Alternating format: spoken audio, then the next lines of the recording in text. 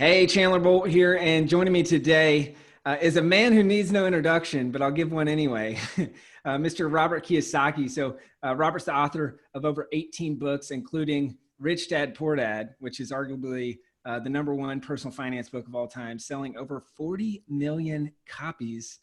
Crazy. He's also the host of Rich Dad Radio. You can check out, I'm going to be on there next week. Very excited about that.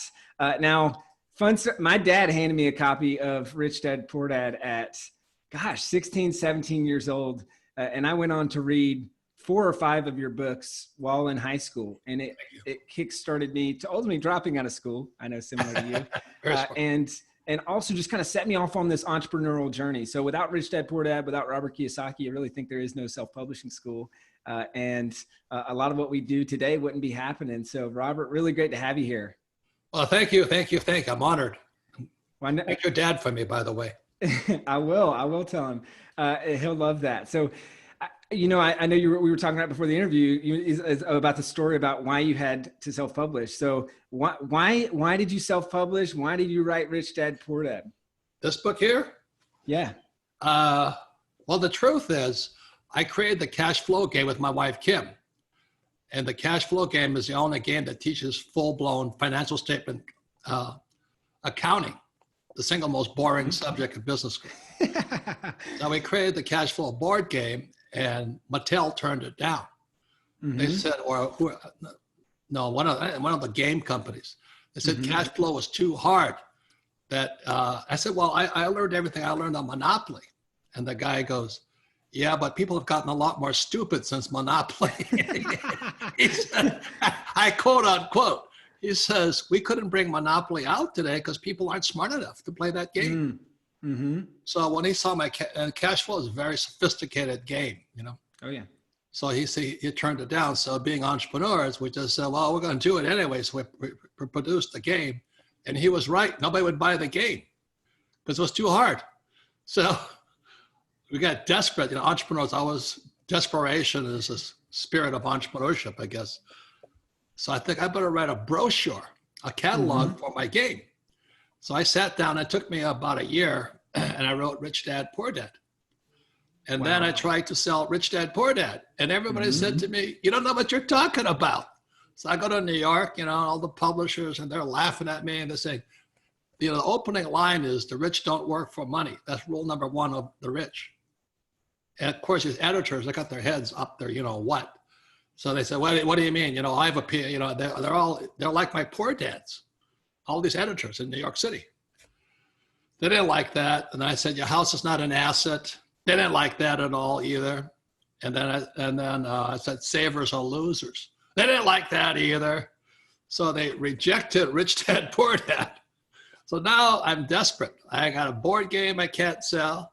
And nobody wants to publish Rich Dad, Poor Dad. So being entrepreneurs, we just say, well, screw them. We're just going to do what we have to do. So my wife, Kim, and I published 1,000 copies of Rich Dad, Poor Dad.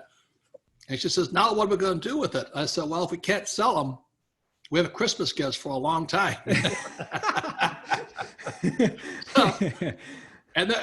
Dad, we sent copies out and nobody would touch it because you're self-published. They wouldn't touch us. So I went, oh my God. So I called my friend who owns a car wash in Austin, Texas. And I said, would you put 2 dozen of Rich Dad, Poor Dad in your car wash? And he says, we don't sell books in car washes. And I said, that's good. No competition. Because, you go to a bookstore, they got so many books, your book gets lost in there. So that's why I chose you to be the first guy to sell my book. He says, get out of here, But finally, salesmanship begins when the customer says no. And he finally says, I'll put 2 dozen of your books in there for 2 weeks. And if they don't sell, you get them back. I said, I promise. So I call him up after a week. Nothing has sold. Then about a week later, 2 weeks, I said, what happened? He says, they're all gone. I said, you want some more? He goes, no, I don't want them anymore. You make me too nervous. I don't sell books in car washes.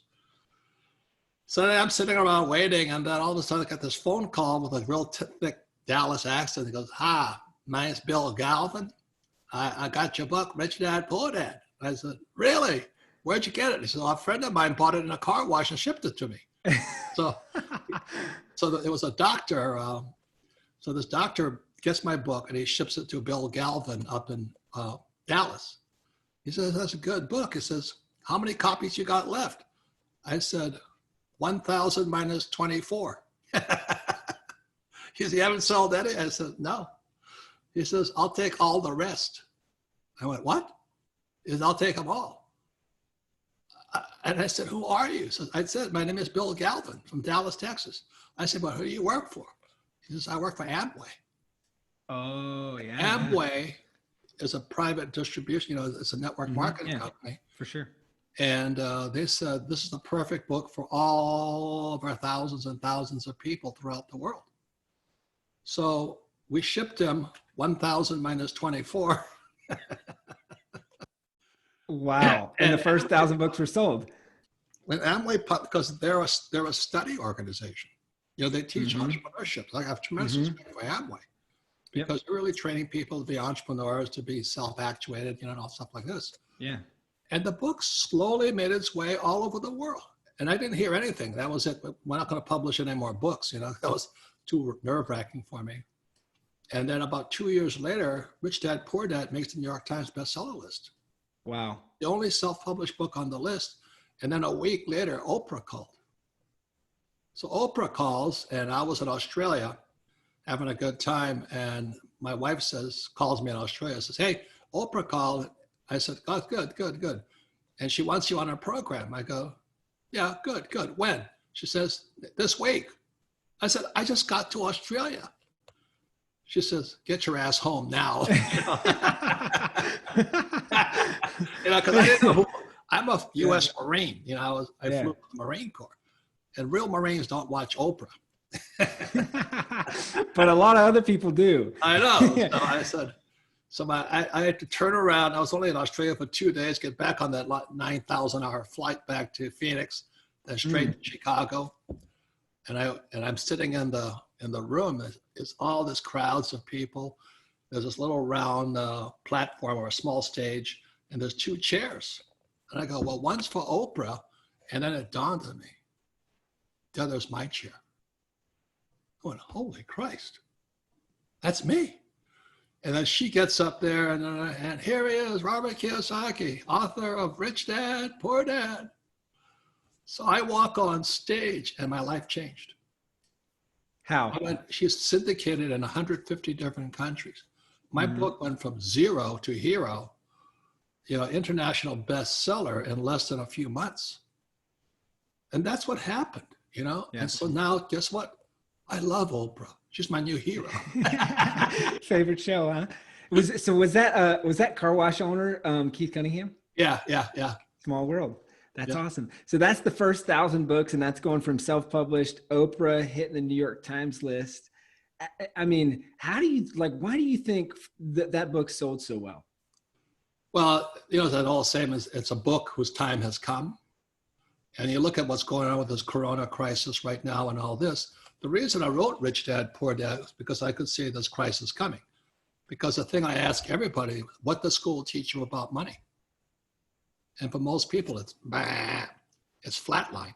Nobody knows anything about money. And so that's why I could see this crisis coming. I actually saw my latest book is Who Stole My Pension? Because when I came back from Vietnam, my poor dad was a PhD from Stanford, University of Chicago, and Northwestern. And he was unemployed, no paycheck, no job, no pension. So I come back from Vietnam, and he says, I was a pilot. So he says, "Why don't you go fly for United?" And I said, "I'm through flying, Dad. I'm going to be an entrepreneur like my rich dad." And he was really upset with me. He says, "You need job security. Being a pilot's pretty high paying. I think they get paid about $400,000 a year back then." I said, "Dad, I can make that as an entrepreneur in a month. Why would I work a year for that?" So that was a strain between my rich dad and my poor dad and myself, because as I always say to people today, what's one of the most important things you've ever done in your life? And that is I chose my teacher. So you've really got to be careful who your teachers are. So the power of books or YouTube today is you have greater choice of teachers.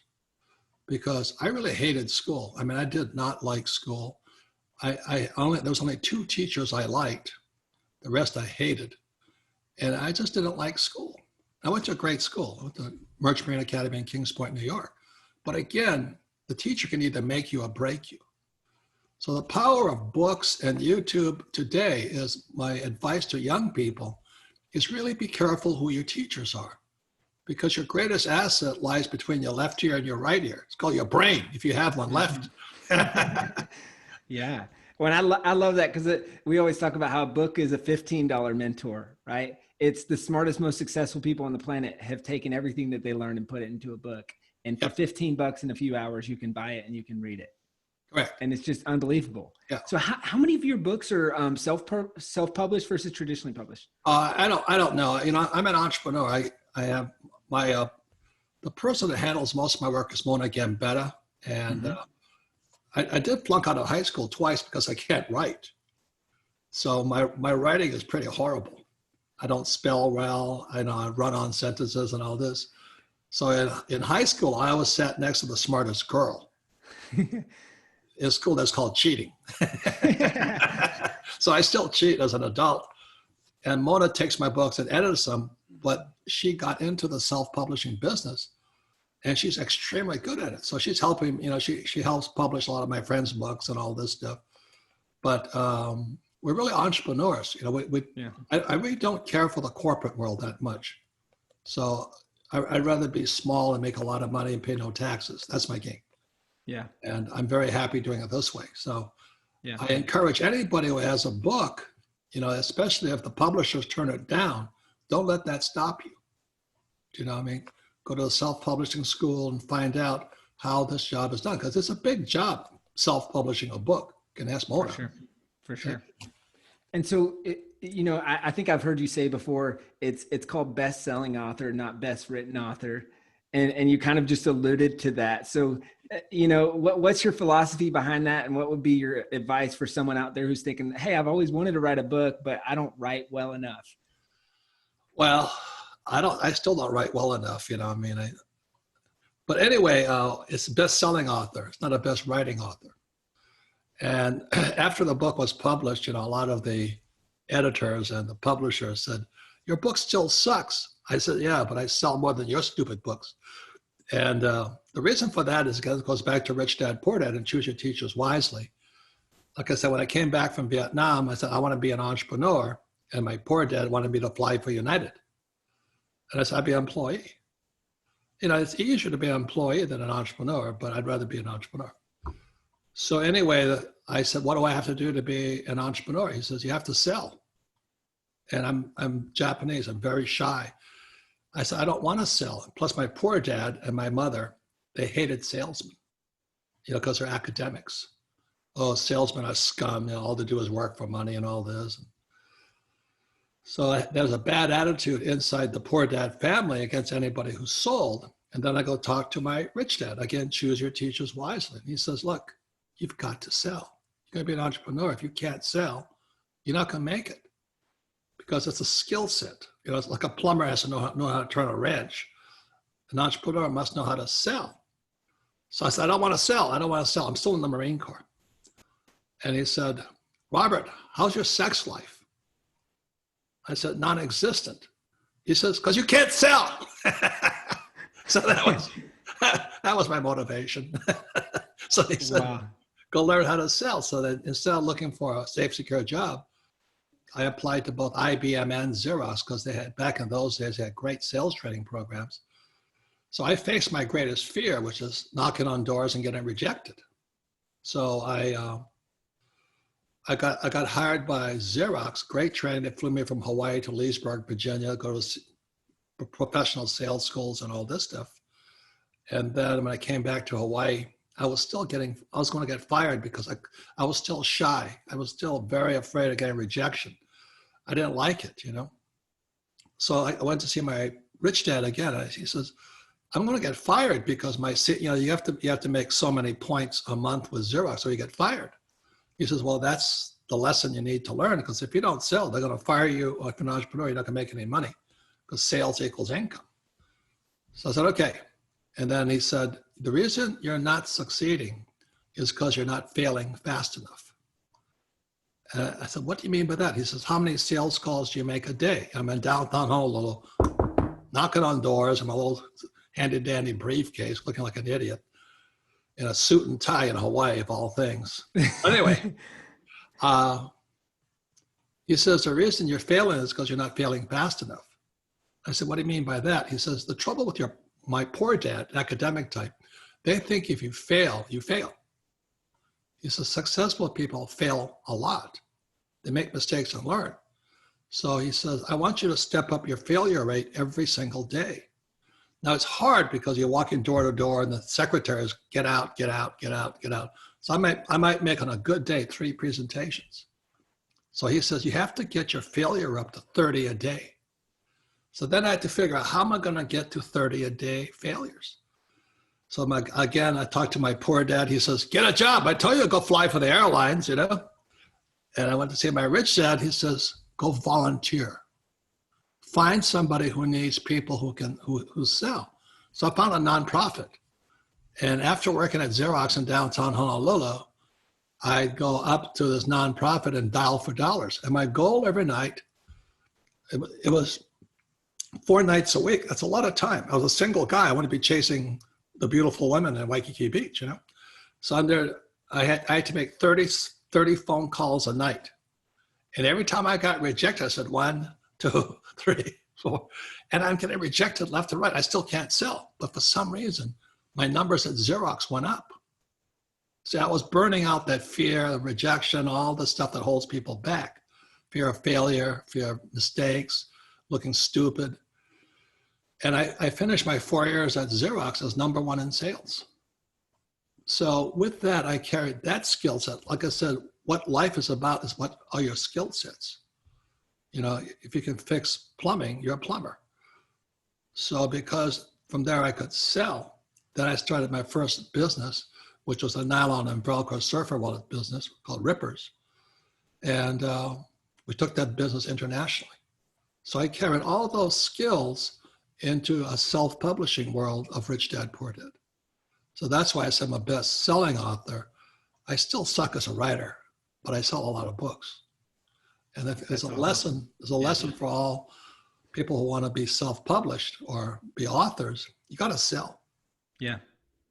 And play to your strengths, get help. I mean, you've gotten help with the pieces of making your writing really good, which is kind of the fundamentals in the back in there. I love what you said. It's funny. It's one of our 5 core values as a company, Self-Publishing School. Fail fast, fail forward, fail often. And failing quickly is the best way to learn.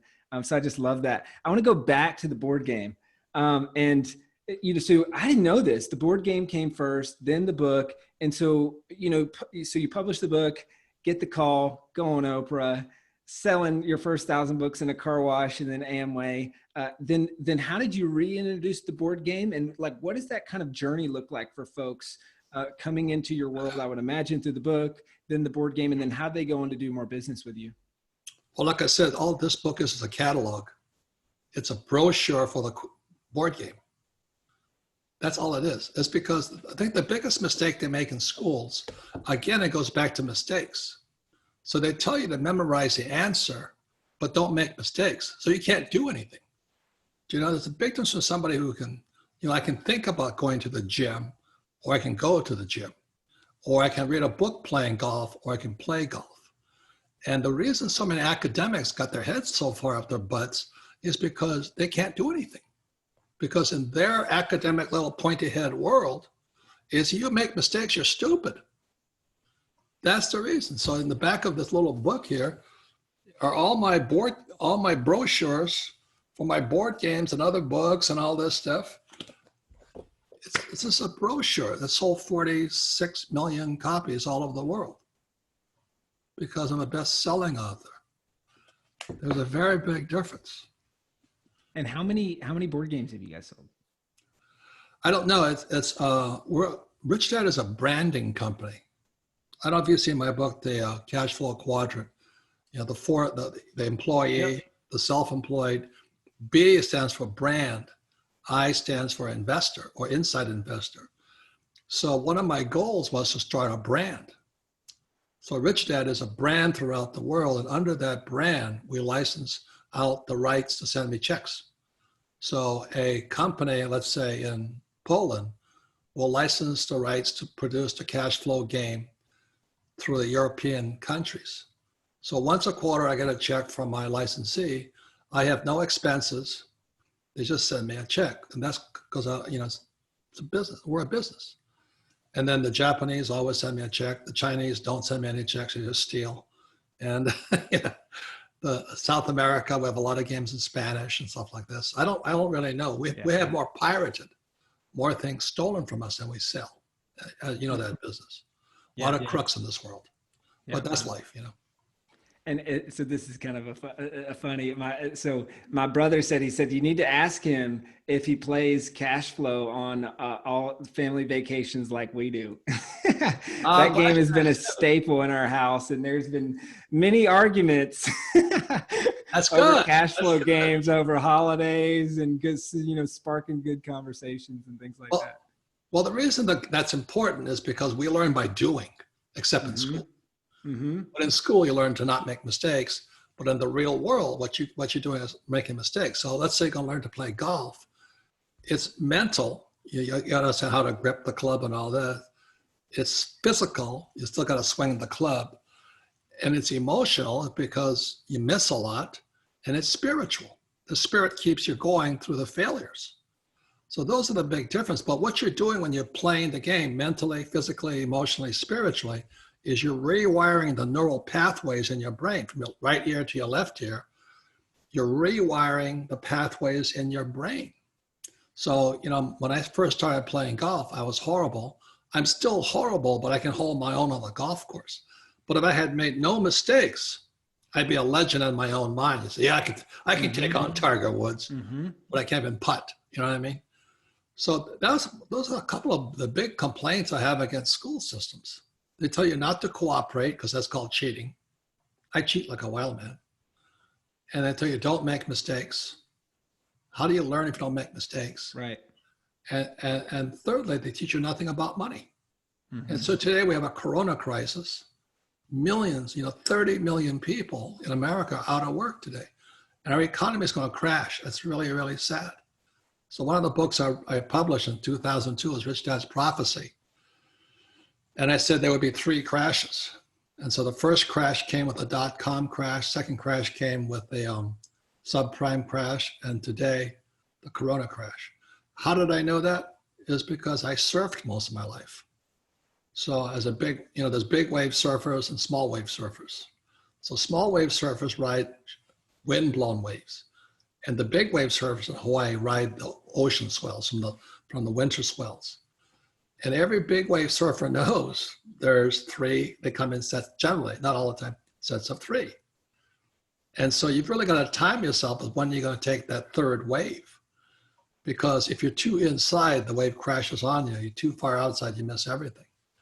So it's that third wave. And that third wave crashed March of 2020. On time, on schedule. The other thing too, is if you study cycles and trends, every 90 years, there's a collapse, a crash. So the last crash was 1930 or 1929, 2020, 90 years later, we have a crash again. So everything is predictable and all this stuff, except that our schools don't teach you anything about that. The schools don't teach you that money is just debt and taxes. That if you don't learn anything about debt and taxes, you'll probably never be rich. But they tell you stay out of debt and pay your taxes. Are you kidding me? The rich don't pay taxes and they use debt. So everything is opposite of what they teach you in school. Right. And that's, it's one of the cool things I think about the game is, you got the game of life that hopefully you learn quick enough, but the game itself, obviously talking about cash flow game, it's a feedback mechanism. Yeah. And so you see, it's like, I'm a very competitive person. It only takes losing so many times to where you figure out, I did this wrong move here, or I was too cautious. I tried to hold on to too much cash. I didn't take this opportunity. It's a feedback mechanism, and then it sparks the conversation that leads to the changes in day-to-day life, which you often don't get that feedback mechanism on such a short, hour and a half, 2-hour timeline, as opposed to 50 years. And then at the end of that 50 years, you look back and you say, oh shoot, I totally messed up. Yeah. And again, I ask people, can you learn to play golf by reading a book? No. But basically, that's what schools are trying to get you to do. So the cash flow board game was some, wire the neural pathways in your brain.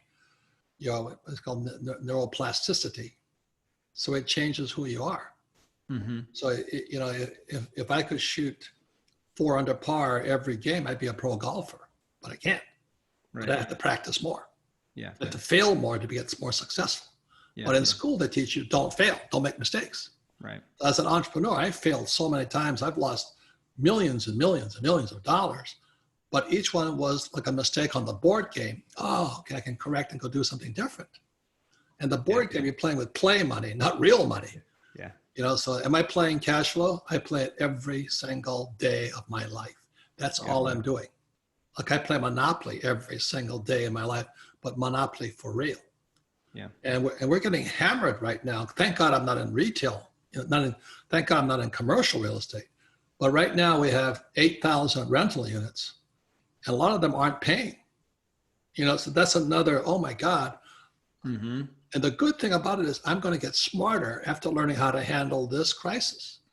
Yes. But if you make no mistakes, then you should buy stocks, bonds, mutual funds, ETFs, and don't learn anything, or invest with Warren Buffett. See, a lot of people don't want to learn, so they just give their money they think somebody will manage it for them. That's fine too. That's Susie Orman, she has a lot of books, Dave Ramsey. That's that kind of teacher. Again, the lesson is choose your teachers wisely. Yeah. Choose them. When that's like counting on a publisher to sell your book. it's the same thing, right? Yeah, they don't. Yeah, they do not sell it for you. You talked about the B standing for brand, and I want to talk about that. How did you turn, a successful book into a successful series of books and into a full brand? What are the first steps for someone looking to do that? I know our mutual friend, we're both in the Miracle Morning movie with Hal Elrod, and Hal's done a series, and he's an amazing guy. He was texting me. He said to tell you, say hey.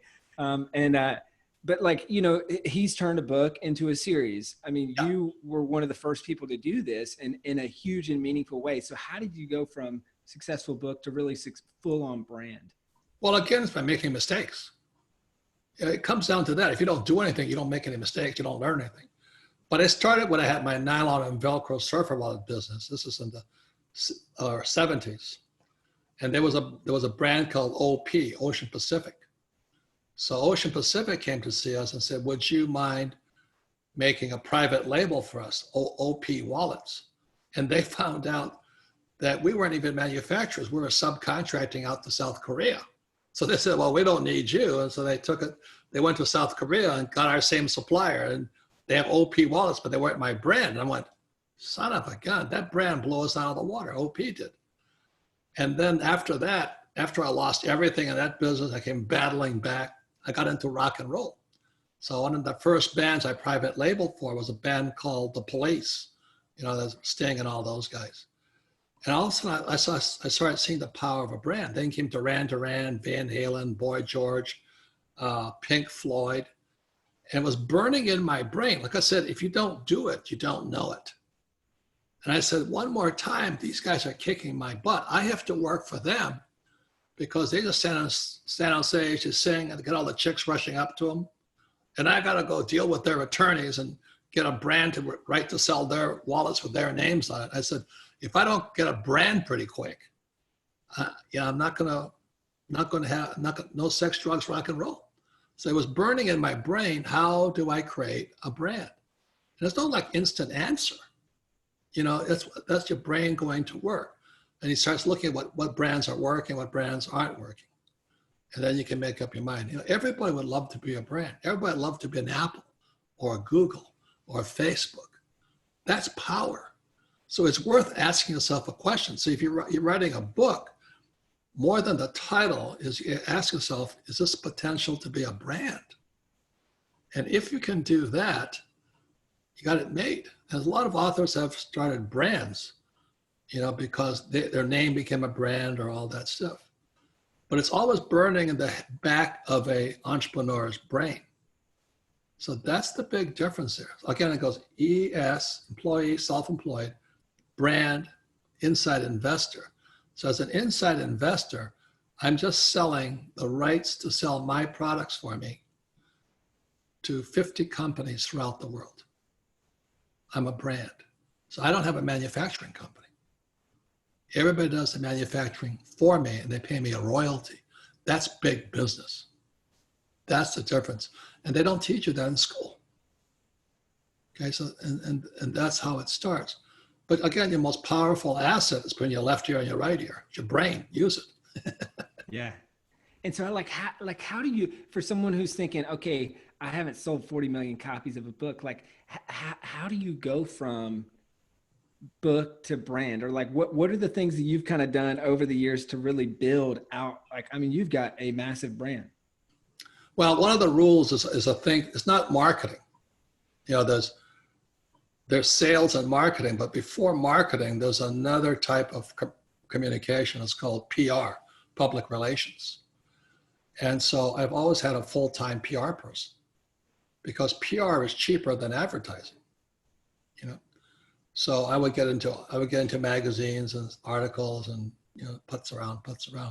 But the biggest home run was in Rich Dad, Poor Dad. I listed a network marketing company as an asset, and that attracted Amway. And then came all the other network marketing companies. They're asking me to endorse their company, which I don't do. But those organizations, because they're teaching people how to sell, they started requiring their thousands of downline, as I call them, to read my book. So it really is, you know, a relationship type of business. And I think too many authors want to be the author, but they're not good PR, public relations. So then what happened is after Amway fell in love with my book, they flew me all over the world to sell my book to their people. So on 9/11, guess where I was? I was in Istanbul, you know. I remember they're talking to all these Muslims for Amway, and they just bombed the World Trade Center. And I don't know, what the hell am I doing here, you know? But it was because I was doing PR, public relations. So because I was helping Amway sell their company, Amway helped me sell my book.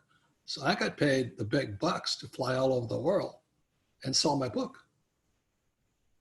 And so from the beginning, it was PR and having a full-time PR person and really using publicity to kind of build and drive a lot of what you're doing. Correct. This for me right now is PR. It's PR Yeah. for you also. Yeah. But it's a relationship thing.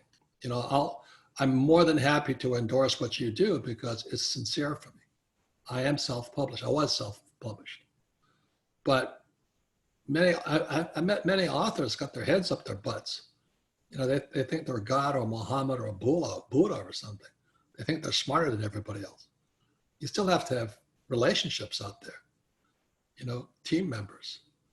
So the way I got successful is help other people sell their business, and I help sell my business. It's called you scratch my back, I'll scratch your back. Okay. That's the secret. Awesome. Love it. Well, hey, we're in the home stretch here. Thank you. This has been great. And it's been really cool. You know, I think really interesting as someone, and I'm sure a lot of people would relate to this. And maybe I was gonna say, you probably get tired of hearing this, but maybe not. It's like you know, my brother plays in the Grammy nominated rock and roll band, and it's like your favorite song that, you know, by the 3,000th time playing it, you're tired of playing it. Yeah. I'm sure it's probably with you. But it has been cool. And I'm sure a lot of people listening, watching can see this. It's like to have experienced, you know, reading the book and seeing what it, and then to then now years later, actually see kind of how things happened and like unfolded. I think this has been really cool for me. So I appreciate this. The greatest thrill is so many, you know, young people like you said, my mother and my father gave me the book. Mm-hmm. That's the proof of the pudding. Yeah. You know what I mean? If you're just really here to write to serve humanity, then when parents pass it on to kids, I've done my job. Yeah. So that's why I say thank your dad. Yeah. Awesome. And I will. So a couple final questions. What would be kind of your parting piece of advice for someone who's maybe the young Robert, think back to before you even wrote your first book, and those folks out there that are thinking about writing their first book, knowing what you know now, ton of books, 46 million copies. What would be your advice to someone kind of just getting started? Well, the biggest thing is I only write about what I do. One of the problems I have with many books I write, they're blowing smoke. It's called BS.